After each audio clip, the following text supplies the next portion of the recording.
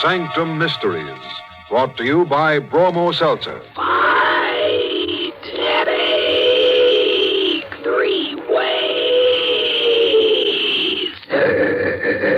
Bromo Seltzer, Bromo Seltzer, Bromo Seltzer, Bromo Seltzer, Bromo Seltzer.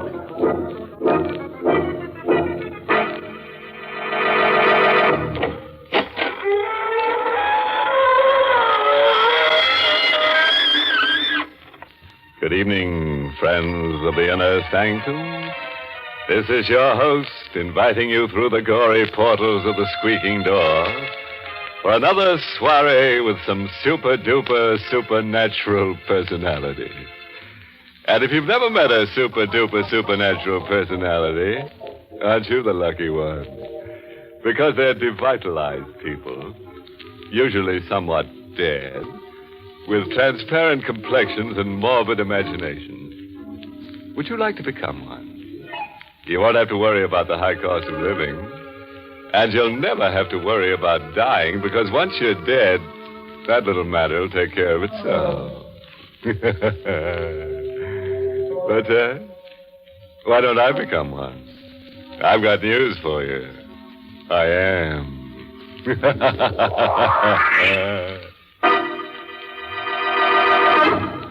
Tonight's Inner Sanctum mystery, Death Demon, was written by Milton Lewis and stars Everett Sloane in the role of Howard with Ann Seymour as Gilda, and is presented by the Emerson Drug Company of Baltimore, Maryland, whose registered pharmacists compound Bromo Seltzer, the headache product that fights headache 3 ways. Bromo Seltzer helps the pain of a headache quickly and pleasantly, and also helps the jittery nerves and stomach upset that may accompany a headache. No wonder in a recent representative nationwide survey, druggists report that of all headache products dispensed at their fountains, the overwhelming favorite is Bromo Seltzer. All right, friend. Let's stop all this ghoulishness and let's get grim. Now remember our rule. Don't jump out of the window unless it's open. Ready now. Then listen as Howard Rhine tells us his strange story. The wind was rising when I returned to Greystone Farms late that night. The house with its Victorian gables and towers looked like a clawing hand reaching into the scudding clouds. I went directly to my room, even though the living room was lit up. I had no desire to see my stepmother or the man she had married. The moment I got into my room and turned on the light, I gasped. My things had been disturbed. Many of them were gone. I ran down to the living room. Come in, Howard. We want to talk to you. I looked at this young woman, not more than 10 years older than myself, whom I called Mother. In the flickering firelight, she looked more beautiful than ever. But he was there, too. And I felt his voice cut across the room. You needn't stare at her like that, Howard. She didn't take those things out of your room. Who did, sir? I did. Please stop this absurd trick of calling me sir. Do you like it or not? I'm your stepfather. I'm sorry, sir, but my manner of addressing you is the politest I could think of. Please, Howard.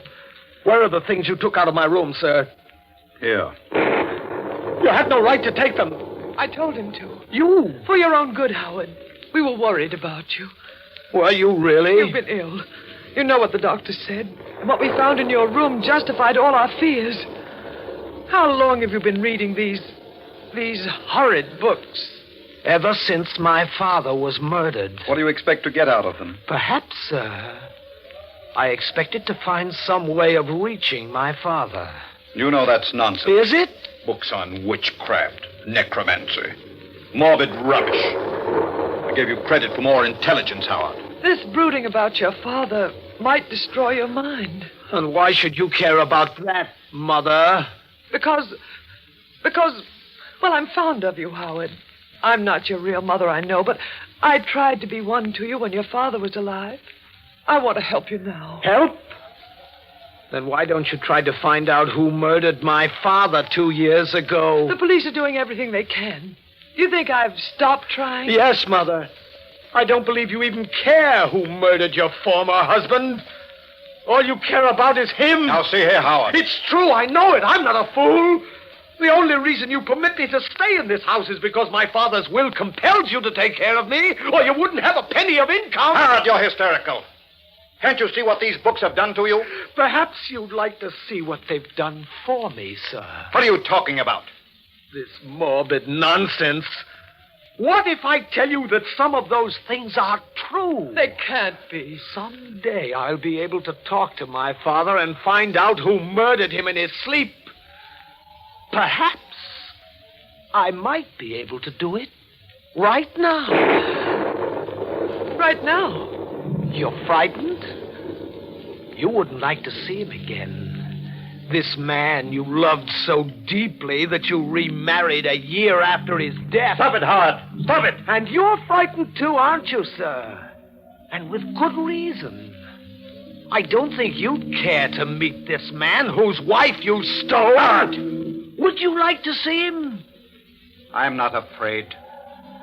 Then perhaps I shall make him appear. What are you saying, Howard? Do you know where I was all day, Mother?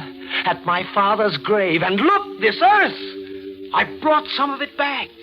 This earth that's now mingled with his remains. Listen.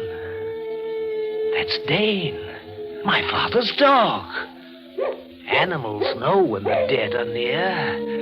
This time it will work, I'm sure. The signs are right. What are you going to do? Throw this earth into the fire and follow an ancient ritual to set loose the chained spirits of the dead. There! Howard! Did you see how the flames leap up, Mother? The lightning struck that tree and knocked a branch through the window. You're wrong. It's my father. Father! Where are you? Father!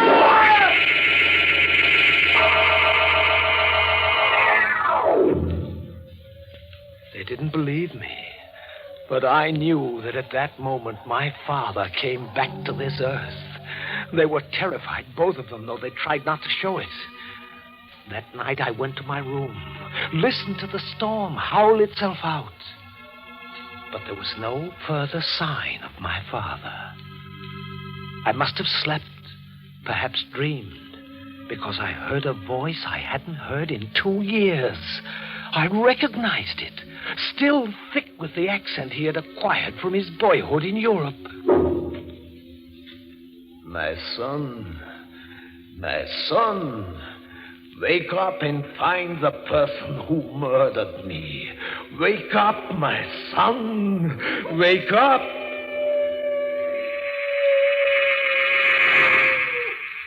The next thing I knew, I was rubbing my eyes. My room was full of mist, tinted a strange yellow gold by the murky moonlight that filtered through the windows. My father's dog, Dane, was tugging at my leg. He was trying to lead me out of the room. I followed him through the halls of that huge silent house to my father's study. It had been locked up since he died, and no one ever used it since. But when I tried the handle this night, the door opened, as though being pulled by some unknown force. Mist and moonlight crept into the study, lit the dust and cobwebs and shadowy furnishings with an eerie light. And then something crashed. A broken vase with a tiny key among its fragments lay on the floor. It might have been Dane who knocked over that vase, but I don't think so. I picked up the key. The moment I had it in my hand, I remembered a scene from my childhood. I had secretly observed my father remove a book from one of the cases, take out this tiny key, and open a hidden panel in the bookcase. Like a man in a dream, I repeated the action. I removed the book, and there was the secret panel. I opened it with the key. There was nothing in it but a few large notebooks. I took them out, opened one, and by the flickering yellow light of my match, my father came back to me. In this journal, I record thoughts that if they remain unexpressed, might drive me mad. I know now that my wife, Gilda, is seeing another man. I know his name. Dale Barton.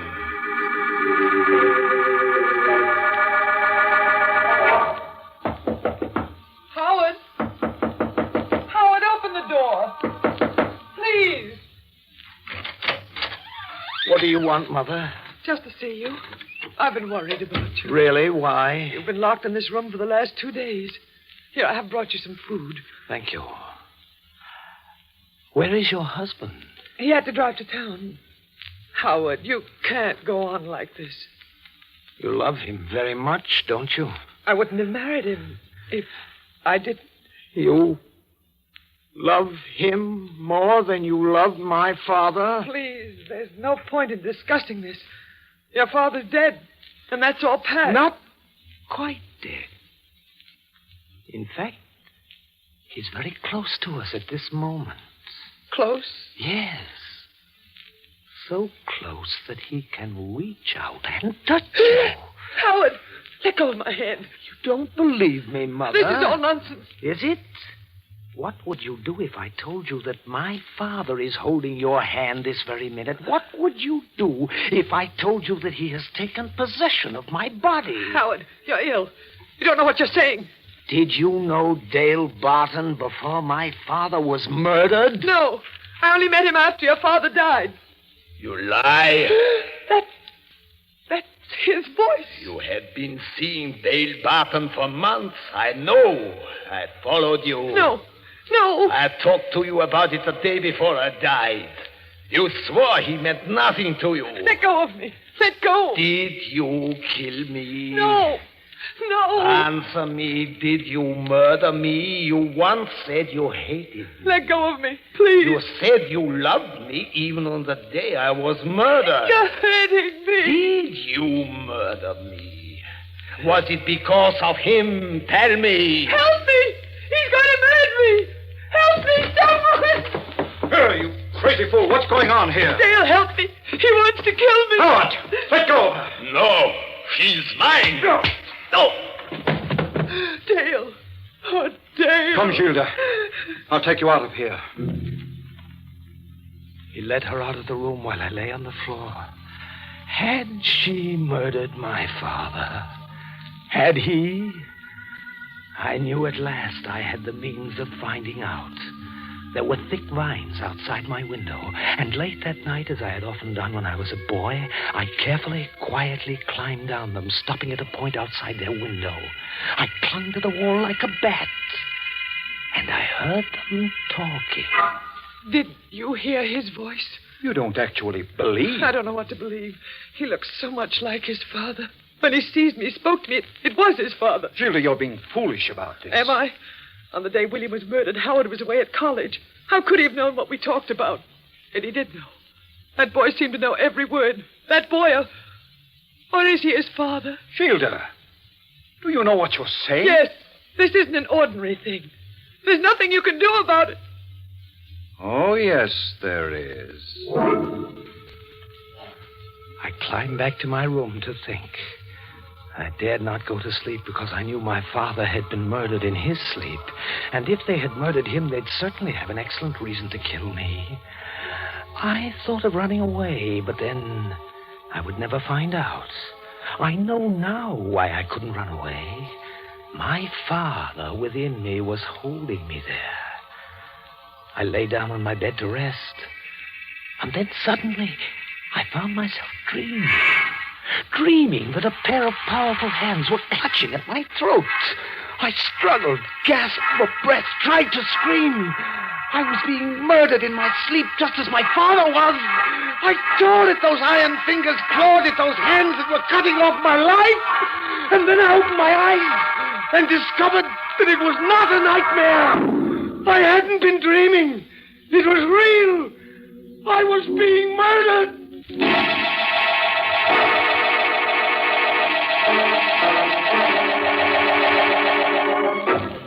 You are listening to Inner Sanctum, brought to you by... Bromus, Altum, Bromus, Altum, Bromus, Altum, Bromus, Altum, Bromus, Altum, Bromus, Altum. Right now, after all the excitement of the 4th of July, I'll bet lots of people have holiday headaches. If you're one of those unhappy folks, I'll tell you how to get fast headache help. Just take a sparkling, refreshing glass of Bromo Seltzer. You'll find that Bromo Seltzer fights headache 3 ways fast. First, Bromo Seltzer helps the pain of a headache and does it quickly and pleasantly. Second, Bromo Seltzer helps calm jumpy, jangled nerves. Third, Bromo Seltzer helps soothe an upset stomach. And since stomach upset and jittery nerves may team up with an ordinary headache, it makes a lot of sense to insist on Bromo Seltzer, the headache help that's famous for fighting headache 3 ways. Bromo Seltzer is a favorite help all year round because it's so refreshing and pleasant tasting. Ask at your druggist's fountain or counter for speedy, economical...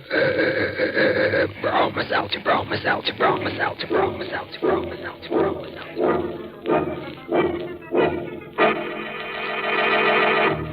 Well, friends, your breathing spell is over. Now it's time to lose your breath again, so let's get back to our story. Now, what did we do with the corpse? Oh, yes. We were interrupted while we were making one. And if you remember, the corpse belonged to Howard Ryan, the young man who was telling us this story. He had just discovered that his dream had come true, and someone was choking him to death. That's a nice way to wake up from sleep, isn't it? Well, let's have Howard tell us what happened.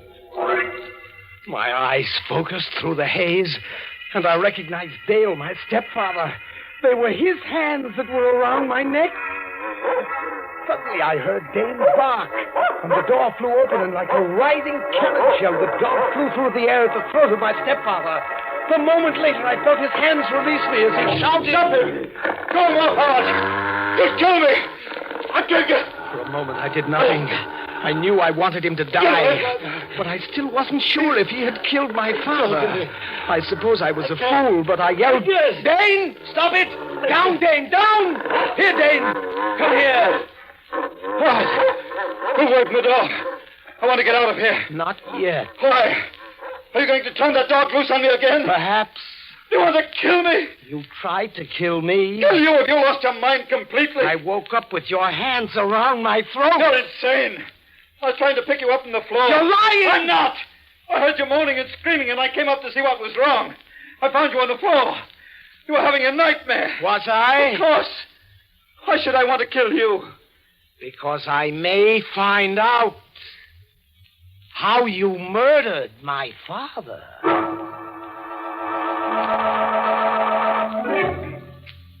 What he said could have been true. I had had little sleep for a long time, and his attack on me could have been a nightmare. I could never be certain. But to protect myself, I kept a gun with me at all times. I read and reread the journals of my father, which I had found. More and more often, it was his voice that came out of my mouth, his thoughts that filled my mind. And then came the night when I found out the truth. Good evening, Howard. What are you doing in my room, sir? I came to have a talk with you. Dane! Dane! There's no use calling for your dog. You'll never see him again. What did you do with him? What should have been done long ago. What have you got there? A knife. And it's quite sharp. Quite suited to the purpose I intend it for. You came to kill me. Did my mother put you up to this? No. As a matter of fact, your stepmother is in town right now. We two are quite alone. I see. You've always hated me, haven't you, Howard? Yes, sir. I suppose you can't help it. Your stepmother's a very beautiful woman. She has nothing to do with us. Makes very little difference. Fact of the matter is that you become dangerously psychopathic. I want you to know that I've taken steps to have you confined. Oh, so that's the game, sir. You're going to kill me and tell the authorities you were protecting yourself from a homicidal maniac. I'm glad you're aware of your disadvantages. But you're not aware of yours. A gun. Did you murder my father? What are you going to do? Did you kill me? Who's speaking? Answer me. Did you murder me? Who are you? What are you? Answer me. Yes, I'll answer you. I'll kill you. Don't. Speak before you die. Did you murder me in my sleep? I have got to know now. Murder you? Did you? Did you? But he never spoke again. My father, using my body, had murdered him. Howard, have you seen Dale? Yes, Mother. Where is he? Come in. He's in here. Howard, you murdered him. Yes, when he tried to throw that knife at me, you see, he still has it in his hand. Howard. Don't try to get away. Let me out of here. No, Mother. And don't call me Mother. You're no son of mine. You're a murderer. Yes, Mother, but less of a murderer than you are. At least I killed in self-defense. Not when my victim was asleep, helpless, and unaware of danger. Let me out of here. No, you're going to stay. Oh. Yes, this gun. The same gun I used to murder your husband. Oh. Stay just where you are. Why? Because I want you to see this man who succeeded my father. This creature whom you love. Look at him there, Mother. Twisted grotesquely into the whining coward he proved himself to be in death. Look at him. This is the man you gave up my father for. This is the man you committed murder for. Let me go. No, look. This is the man who used his last breath to betray you. Betray me? Yes. How? He said that you killed my father. I? Yes. It's a lie. Is it, Gilda? William. Is it? Yes, I didn't murder you. I mean to know the truth. Do not think this is some trick played by my son. I am William. I know things which only you and I in all the world know. Stop it. Tell me the truth. Don't point that gun at me. Your only chance is to tell me the truth. Will you let me live? It will depend on what you tell me. Then why should I tell you? Because I am your husband, who once loved and trusted you, Gilda. Tell me. Tell me now, or you will die. Very well. I did it. I committed the murder. That's what you wanted to hear, isn't it? That's what you wanted me to tell you, isn't it? It is what I wanted to know. What are you going to do? What do you think I should do? Let me live. I've loved you. I've always loved you. It wasn't my fault. He put me up to it. Now that he's dead, I realize what I've done. Do you? Yes. Let me live. Let me live. Perhaps I shall, Mother. Howard. Oh, you understand, don't you? It's just as it happened with you and your father. So it happened with Dale and myself. You won't do anything to me, will you? I'm not your real mother, I know, but I have loved you, Howard. You know I've loved you, and I still love you. Tell me one thing. Was he as guilty as you? Yes, it was really all his fault. Then come with me, Gilda. We're going to the police.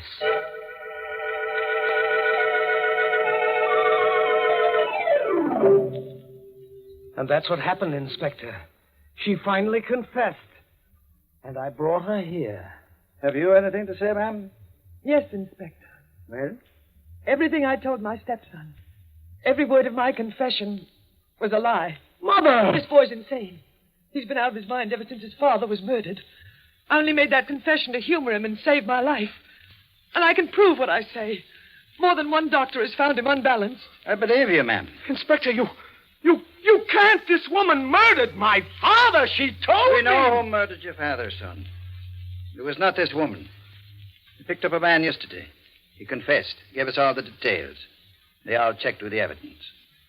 His name is Ralph Stone, criminal with a long record. And he murdered your father for money. Then it wasn't my mother. No, it wasn't your stepmother, no. But it was her husband, Dale Burton. We learned that he hired this Ralph Stone to commit the murder. Then I was right. My father knew what he was doing when he made me pull that trigger. I wonder, son. Because you're under arrest for murder.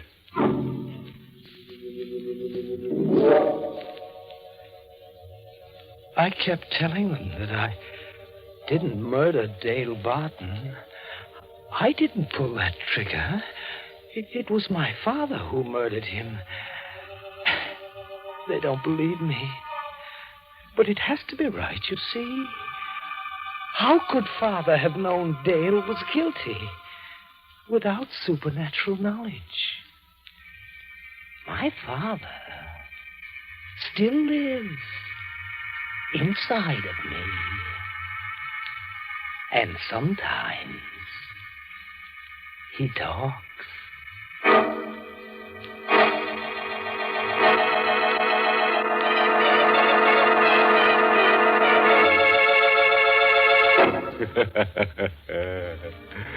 Well, friend, there's nothing wrong with little old Howard. Just a little bit nuts, but who isn't? And how'd you like someone to possess you someday? Just think, you could lead a double life for the price of a single. In fact, you may be able to save money because, as everybody knows, two can live cheaper than one. Which brings us to the moral of tonight's story, taken from the croonings of Nature Girl, who warbles, "Don't drop dead except in bed, otherwise you can break your head."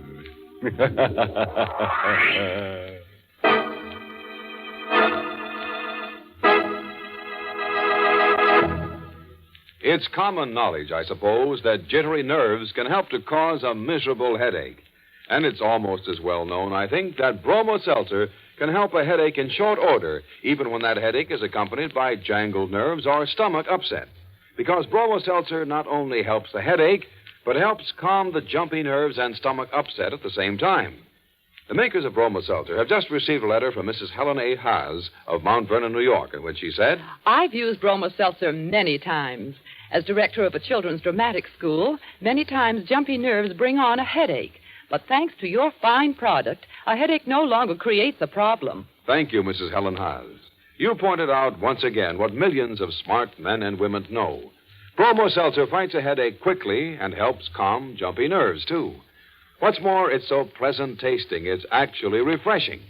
Caution, use only as directed. If headaches persist or recur, see your doctor.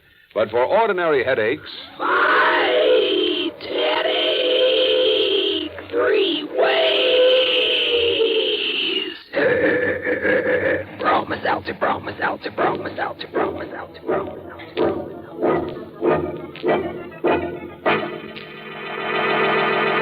Well, it's time to close that squeaking door for another 7-day rest. Until next week at this time, when Bromo Seltzer brings you another Inner Sanctum mystery, directed by Hyman Brown. Oh, by the way, this month's Inner Sanctum mystery novel is Report for a Corpse by Henry Kane. Next week's tale is titled Death is a Magician. A guy loses his girl, loses his mind, and meets a magician named Marco. Now, Marco makes an easy mark of our hero, and in turn, our hero uses Marco for target practice in a marathon murder. Marco, you see, just won't stay dead. Sound scrambled. See us next Monday, friends, and we guarantee to scramble you some, too. Until then, good night. Pleasant dreams.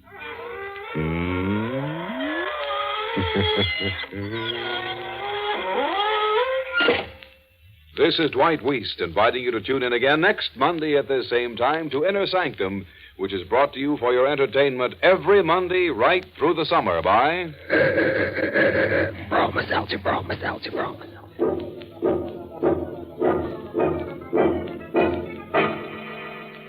This is CBS, where 99 million people gather every week, the Columbia Broadcasting System.